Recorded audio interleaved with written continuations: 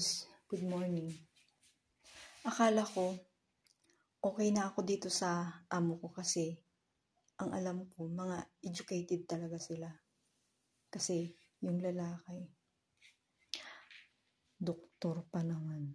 Tapos yung babae pharmacist. Ngayon, napaka-sensitive niya, yung kunting ingay, ayaw niyang makita kang pag nakauwi na siya ng bahay, ayaw niyang makita kanyang gala-gala sa taas. Gusto niya, huwag kang gagala-gala.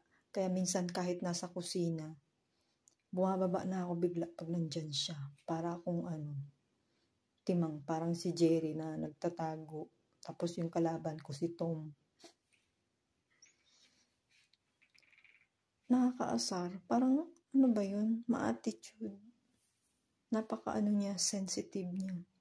Kung ayaw niya ng tao, kumbaga, edi wag silang kumuha ng katulong, di ba? Charot. Sila lang yung tao sa bahay nila. Masyadong ma-attitude.